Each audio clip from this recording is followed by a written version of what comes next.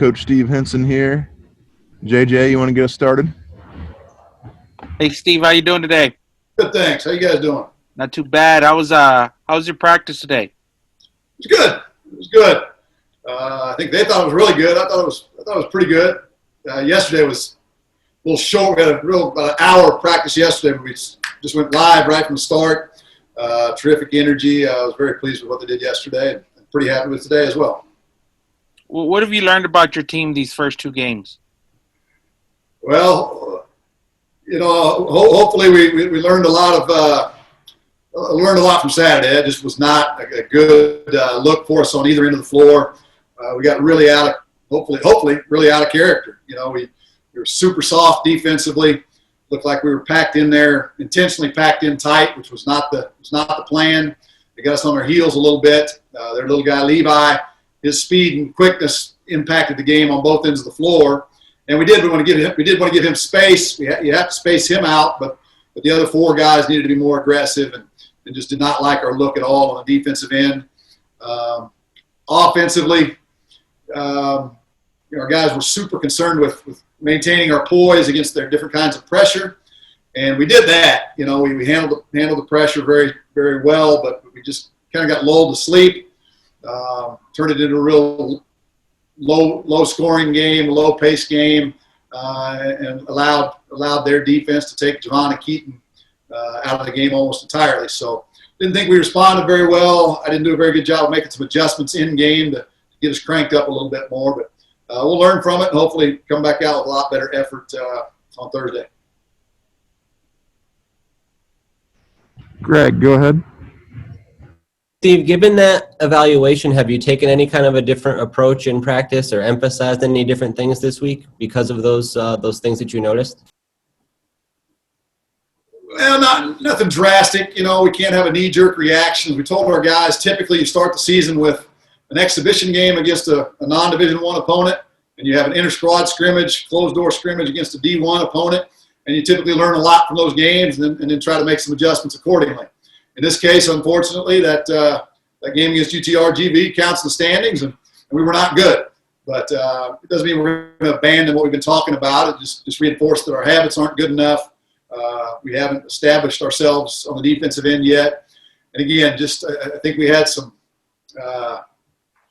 just some incorrect thoughts against how to handle UTRGV's defensive system. They're very unique.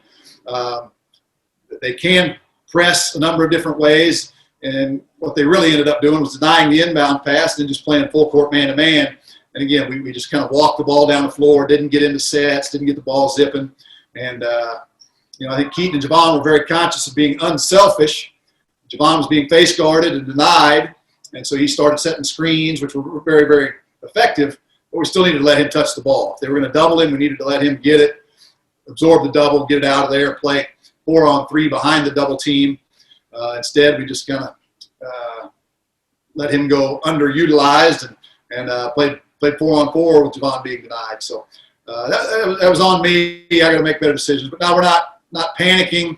Schematically, I don't think it was an issue. We just didn't play hard enough, and they let us turn it into a walking game, walking up and down the floor on our end, and then they were coming at us with pretty good pace. So hopefully that was not a sign of things to come. I think our guys will respond. Do you think having a couple of days to prepare for a unique opponent like that would have made a significant difference if you had that opportunity? Yeah, I mean, my nature is always to go back and question decisions that we make. And yeah, they're a very unique opponent. A couple of days of practice may have helped us, but again, when we made that decision, we thought it was the right thing to do. We also would not have made that decision to play them if we didn't think we had really good guards. And we went in there and did not play the way we're capable of, and I think we have really good guards. So we didn't accomplish what we set out to do there. We needed to get those guys more involved, and that's on me. But there's going to be a lot of things. A lot of things are not going to go as planned this year. Again, we made that decision we had to stick that game in there on Friday, which limited our preparation time for UTRGV. But we can't make excuses. We know they hadn't been practicing much prior to their game against Texas the other day. So everybody's in a different situation. got to control what we can control. And we just simply didn't play the right way and didn't play hard enough. We've talked about how you guys have a lot of returners, but also with 2 new starters in the mix, does your team just need time to gel? Do you think you're going to see some of that through the first couple of weeks here? Well, we can't wait very long, but yeah, we've got to figure out how to utilize our new guys. Certainly, we talked about the importance of Eric Parrish and Cedric Alley and Jordan. Jordan's been terrific, I thought, in both games. He's doing exactly what we hoped he could do. But Cedric and Eric Parrish are good players. I got to figure out how to utilize them. We got to figure out how to get them touches, get them involved in the offense. Again, that was one of the strange things about this game on Saturday is we know we need a well-rounded attack. We need different people to step up and score. We can't be Keaton and Javon carrying the load every night. But then when things weren't going well the other day, we kind of needed Keaton and Javon to step up and bail us out, and that just didn't happen. So, I think the fact we have quite a few returners is great. But we do need those other guys to get comfortable out there. I got to figure out the best way to use those guys. And we got to fight and play away and rebound and compete. And those guys, Cedric certainly can bring that to our defense. He needs to feel like a captain of that defense for us and make sure that we don't go out there and play a soft defensive style like we did on Saturday.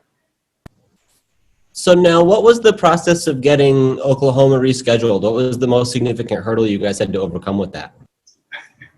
Well, to be honest, it just came together very, very quickly. They reached out. We had already talked, even on the bus back last Wednesday night. There were a million phone calls, a million logistical things had to take place immediately. When the game was called off, it was react. How do we get home? What's next? All of that. And then when things finally settled down late that night, we were on the bus. I spoke with the director of ops, Mike Shepard. We started already kicking around potential dates to reschedule. And one of the dates we talked about was December 14th, which is 2 days before our game at Oregon State. So that would get us out of finals. It would be right after finals. Maybe travel up there, play on that Monday, travel from there to Oregon State, play 2 road games there, December 14th and 16th. So we were talking about that date. So he called me yesterday morning about 10:30 to follow up and see if we were still interested in that date. I was aware that their Florida game had gotten canceled this week.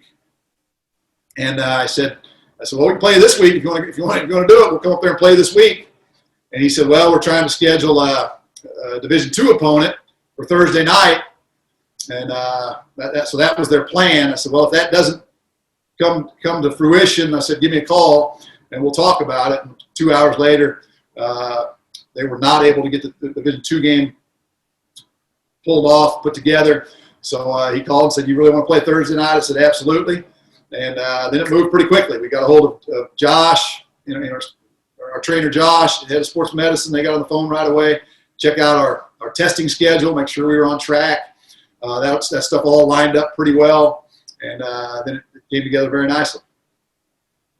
That was kind of a cool deal yesterday, because all that happened, and then we were able to tell our guys, that after our film, we had a long meeting to recap, the disappointments and honest feedback from our game Saturday.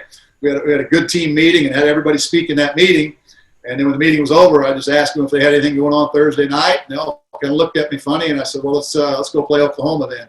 So they're pretty fired up. I think the opportunity, hopefully, to get out there and play an exciting game and get that taste out of our mouth was a pretty exciting situation for our guys.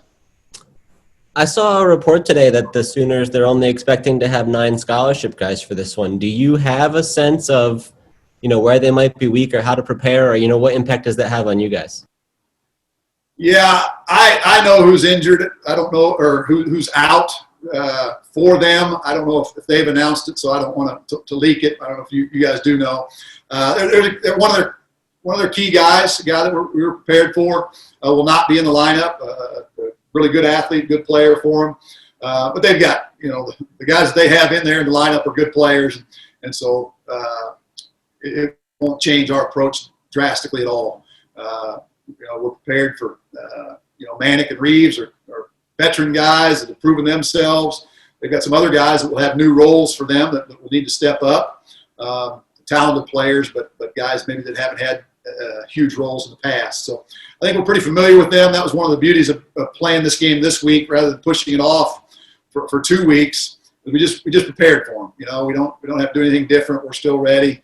We'll show them a little more film tomorrow just to refresh them. But shoot, we watched film on them 4 or 5 times a week ago. So we're locked in on the game plan, and we know we just got to get in there and fight a lot harder. And when you talk about, wanting to fix some of that stuff that you saw against UTRGV, does it help to just have a strong opponent to stress test it, so to speak? Does that make a big difference at this point of the year?